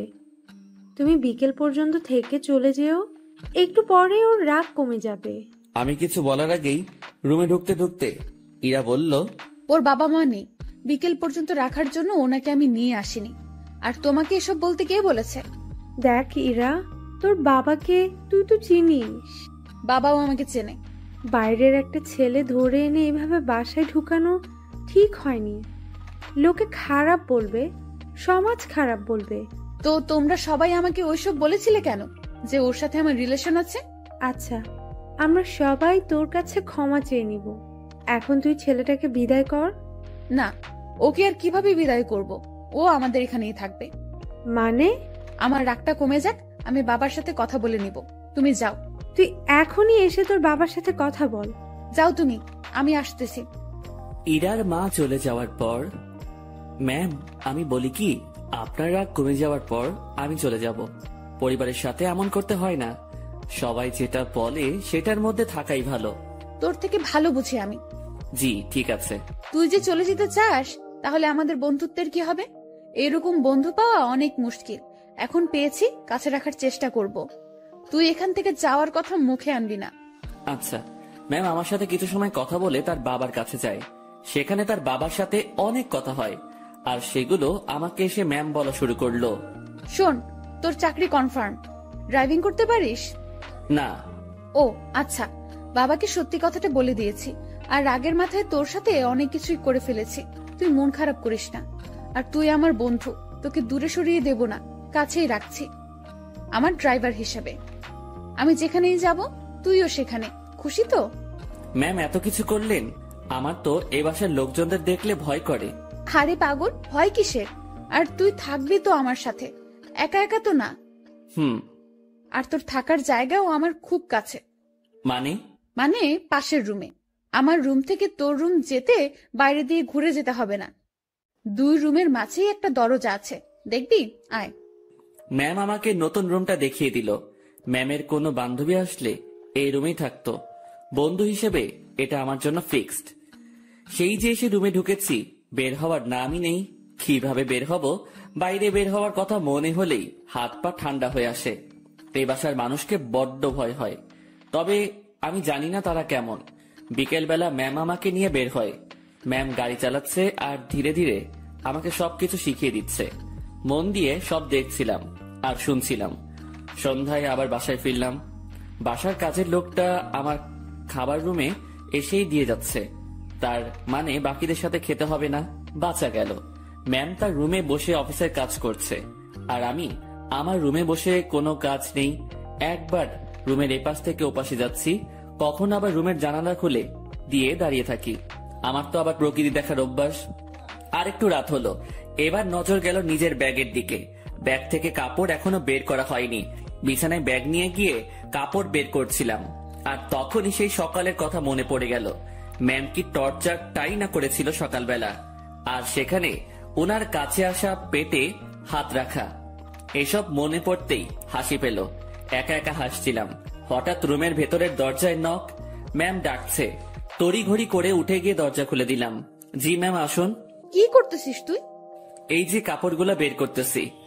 তুই অনেক আলসে মানুষ তো। সেই সকালে আসছি, এখনো তুই কিছুই গুছিয়ে উঠতে পারিসনি। মনে ছিল না।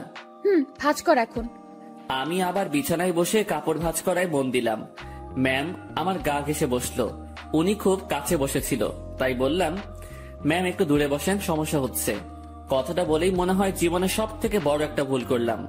কথাটা বলার সাথে সাথে ম্যাম চোখ লাল করে ফেললেন।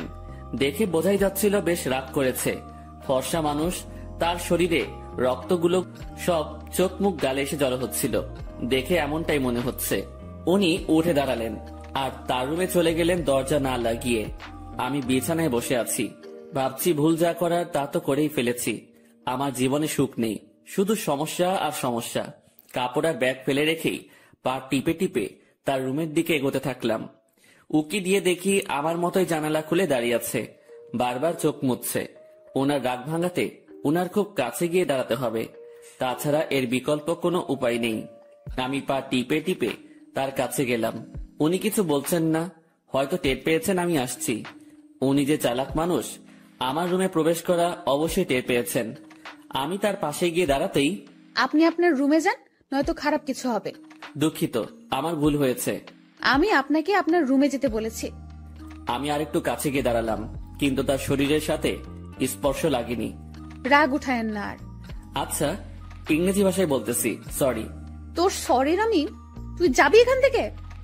একটু তো দূরেই যেতে বলেছি, তাতেই এত রাগ করতে হবে? আমি তো দূরের মানুষ, দূরেই থাকবো, তাই না? না, কাছের মানুষ। না না, কাছের মানুষ তো দূরে থাকে না, কাছেই থাকে। সরি, আমি বুঝতে পারিনি। আমার বলাটা ঠিক হয়নি। আপনার কাছে আসাটা ঠিক ছিল। রাত হয়েছে, রুমে গিয়ে ঘুমিয়ে পড়ো, সকালে অফিস আছে। রাগ কমেছে তো আপনার? কমে যাবে। এত অভিমানী আমি কখনো দেখিনি। আমি নিজেই নিজেকে প্রশ্ন করলাম, আমি ভুল করছি না তো? উনি এত বন্ধুত্বের কথা বলতেছেন, আমি তো তার ডাকে একটুও সাড়া দিচ্ছি না। আমার কি দূরে থাকাটা ঠিক হচ্ছে? উনি তো তার বন্ধুর জন্য অনেক কিছুই করেছে, আমি তো কিছুই করতে পারলাম না, বা এখনো কিছু করিনি।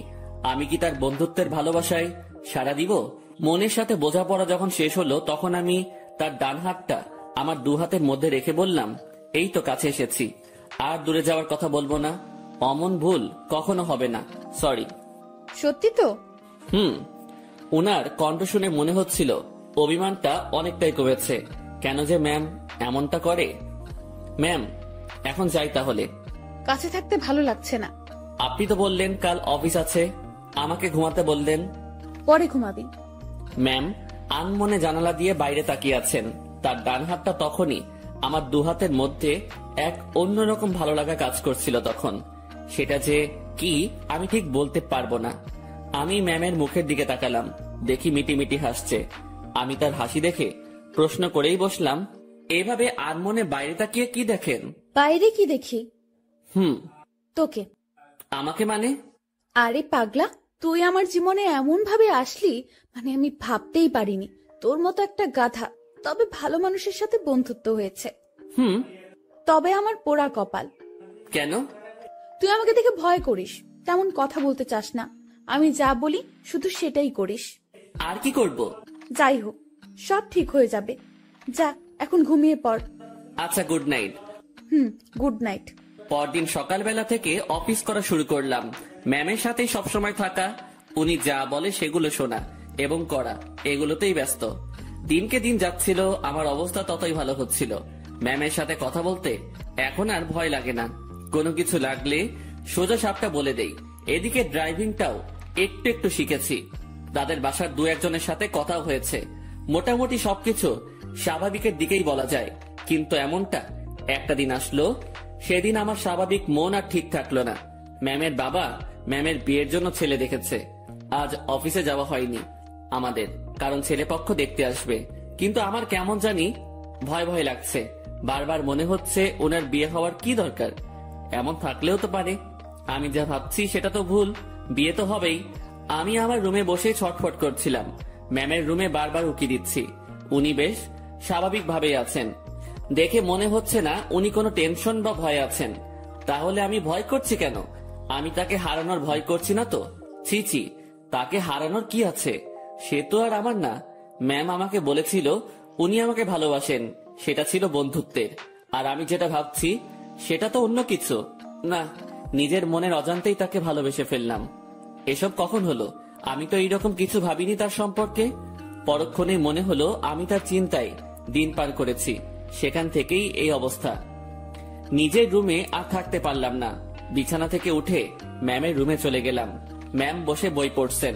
আমাকে দেখে বললেন, কিছু বলবি? বল। আপনাকে দেখতে আসছে।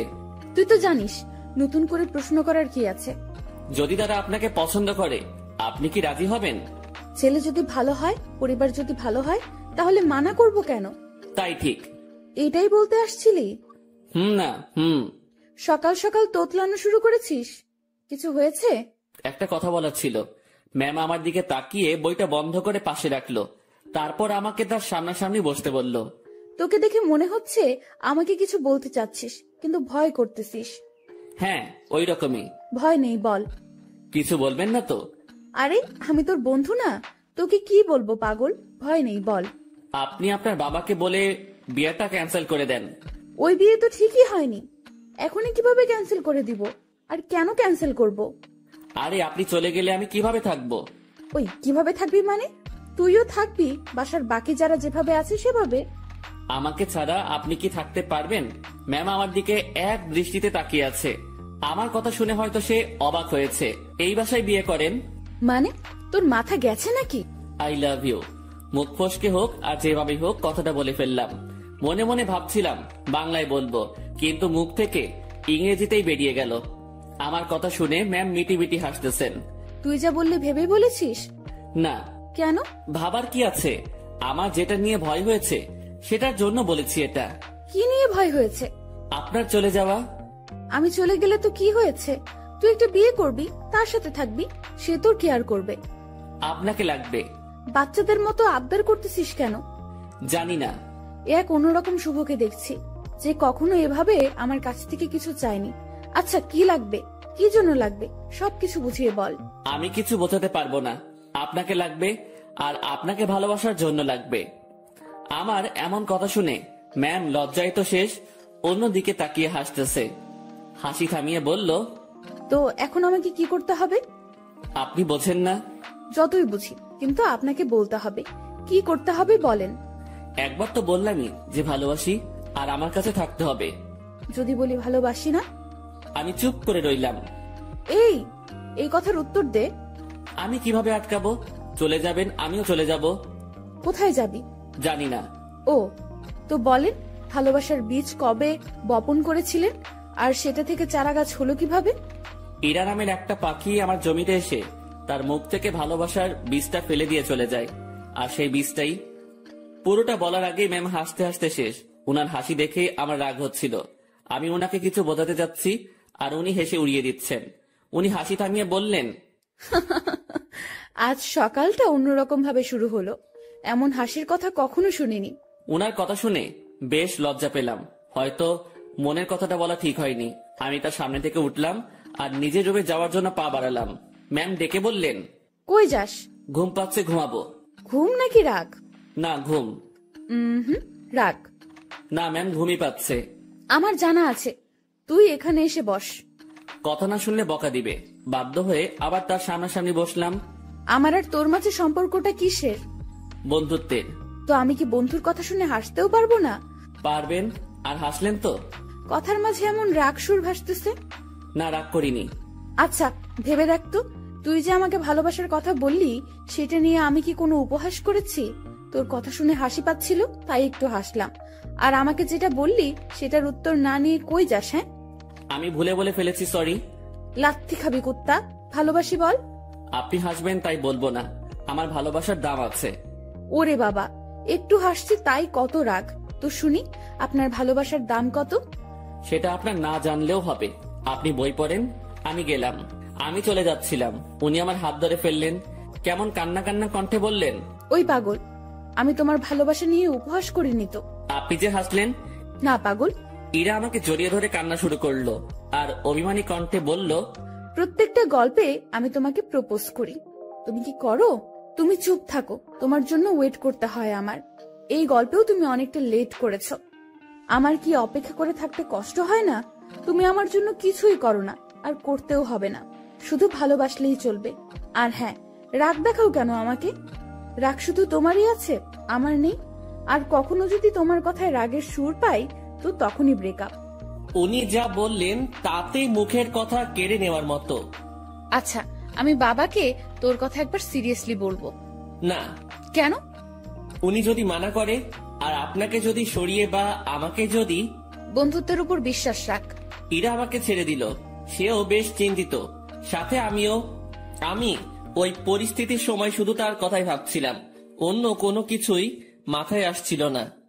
দুপুরে ইরাকে দেখতে আসলো, দেখে চলে গেল। হয়তো তারা পছন্দ করেছে।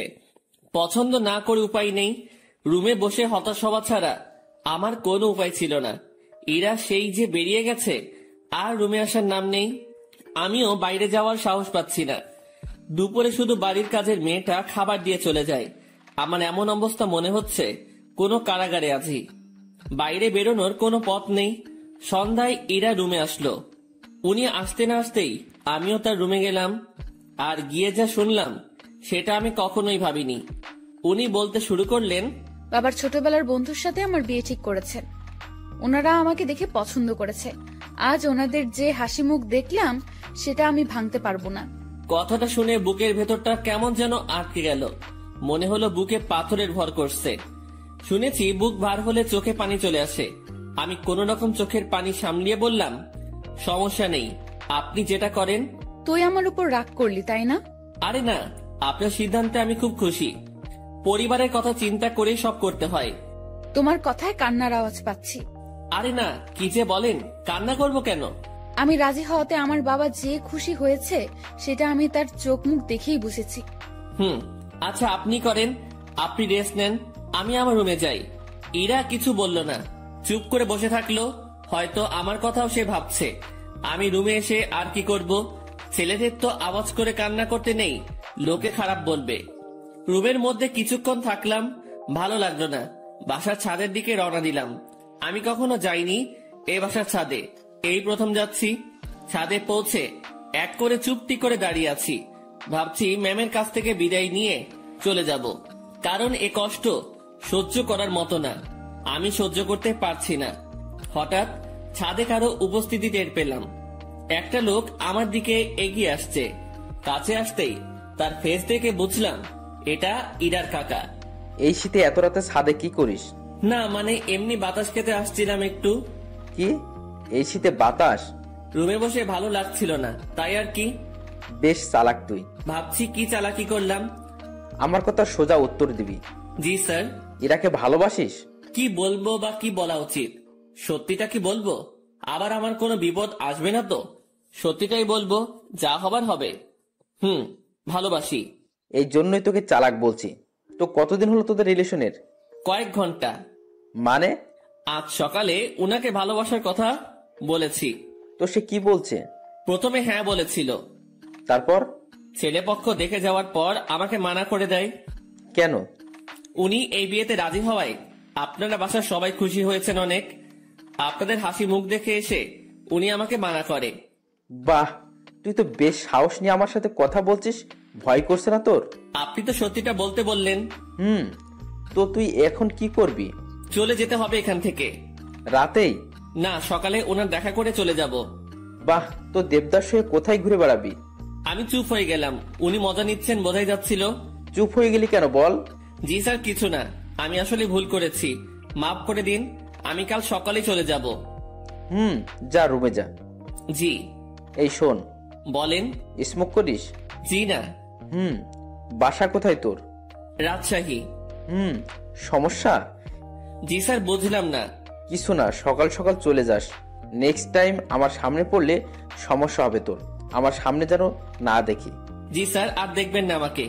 রুমে আসলাম, তার সাথে কথা বলতে ভয় তো করছিলই না, মনে হচ্ছিল আরো কিছু সময় কথা বলি। তারপর ভাবলাম আমার সাথে তার যে কথাটা হয়েছে এটা ম্যামকে জানানো দরকার।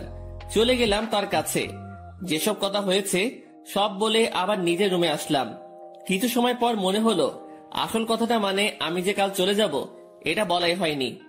আবার ঢুকলাম তার রুমে, আর ঢুকতেই চোখ কোনো কিছুতে আটকে গেল। উনি ড্রেস চেঞ্জ করছিলেন, যা দেখার আমার চোখ দেখে ফেলেছে, আমার কোনো দোষ নেই। আমি নিজেই অন্যদিকে ঘুরে রুমে চলে আসবো, তখনই উনি বললেন, এই দাঁড়া। ম্যাম, আমি কিছু দেখিনি। কিছু দেখা না দেখার কথা আমি বলিনি। কি বলতে আসছিলি সেটা বল। আমি কাল সকালে চলে যাচ্ছি। আরে, অন্যদিকে ঘুরে আছিস কেন? আমার শরীরে পোশাক আছে, এখন এইদিকে তাকা। ঘুরে তার দিকে তাকালাম, এখন সব ঠিকঠাক আছে। কি যেন বলতেছিলি? এত জায়গা থাকতে রুমে ড্রেস চেঞ্জ করতে হবে কেন? এইটা বলতে আসছিলি? না। তুই বলবি নাকি মাইক শুরু করব? বলছি, আমি কাল সকালে চলে যাচ্ছি। কোথায়? আমার গ্রামের বাড়ি। কেন? আমি এখানে থাকতে পারছি না, দম বন্ধ হয়ে আসছে। এতদিন তো দম বন্ধ হয়নি, আজ হচ্ছে কেন? দেখেন, ভালোবাসার মানুষটি চোখের সামনে থেকে এভাবে হারিয়ে যাবে, আমি এটা দেখতে পারবো না। তুই যদি যাস ব্রেকআপ করে তারপর চলে যাবি। ঠিক আছে, ব্রেকআপ। যা বলার বলে এসে কম্বল মুড়ি দিয়ে শুয়ে পড়লাম। ওনার কথা ভাবতে ভাবতে চোখের পাতাটা বন্ধ হয়ে গেল। রাত তখন কত হয়েছে আমি জানি না। আমার কম্বলের নিচে কাউকে অনুভব করলাম, কেউ একজন এখানে এসে শুয়ে আছে। নিজের ঘুম ভাঙাতে চোখ খুললাম, কম্বলটা মাথার উপর থেকে সরিয়ে দেখি ইরা আমার পাশে শুয়ে আছে। আমি উঠে বসাতে ফেলফেল করে আমার দিকে তাকিয়ে আছে। উনাকে দেখে অবাক হয়ে যাই আমি। কয়েকদিন পরে যার বিয়ে, সে আমার রুমে আমার সাথে একই বিছানায় এসে শুয়ে আছে। এর মতলবটা কি? যেমন ছিলি তেমন করে শুয়ে থাক। আপনি এখানে কি করেন? দেখছিস না শুয়ে আছি? আপনার রুমে যান। এখানে কি? এটাও আমার রুম। এভাবে এত কাছে আসা ঠিক না। কোনটা ঠিক তোকে বলতে বলছি আমি? যেমনটা ঘুমিয়েছিলি তেমনটাই ঘুমিয়ে থাক। শোনেন, আপনি আমাকে কিছু বলতে দিল না। উনি উঠে আমার মুখ চেপে ধরলো, তারপর শুয়ে দিয়ে উনি আমার পেটের উপর বসে কম্বলটা আমার মাথার পেছনে গুজে দিল।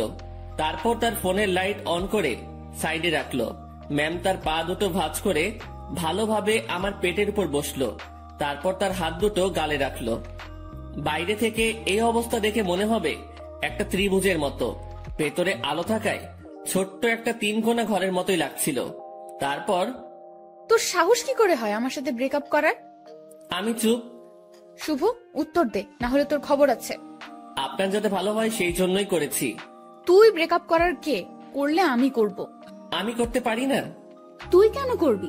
ভালো তো আমি বাসি, ব্রেকআপ আমি করব। আর আমি কি ভালোবাসি না? আমার থেকে কম, সো তোর ব্রেকআপের কোনো দাম নাই। আচ্ছা, আপনি পেটের উপর থেকে নামেন, ব্যথা করতেছে। করলে করুক, আমি কি করব? আপনি যা করছেন সেটা ঠিক না। কি করতেছি আমি? এই যে এইভাবে বসে আছেন, আবার তোকে জ্ঞান দিতে বলেছি আমি। জি না। এরপর ইরা তার হাত দিয়ে আমার ঠোঁট স্পর্শ করা শুরু করলো, নাকে চোখে হাত বুলিয়ে দিল। আমি যে বসে আছি তাতে কি তোর বেশি কষ্ট হচ্ছে? না, কিন্তু এইরকম ভাবে হাত দিচ্ছেন এটা ভালো লাগছে না। I love you. নতুন বরকে বইলেন, কথাটা বলার সাথে সাথে গালে চর বসিয়ে দিল। আই লাভ ইউ টু বল, নয়তো আরো মারবো। টুট টুট টুট। কিসের টু টু? পুরোটা বল। ভালোবাসি আমিও। ওয়াও, খুব বলেছেন। চলো এখন রোম্যান্স করি। Ma'am wait,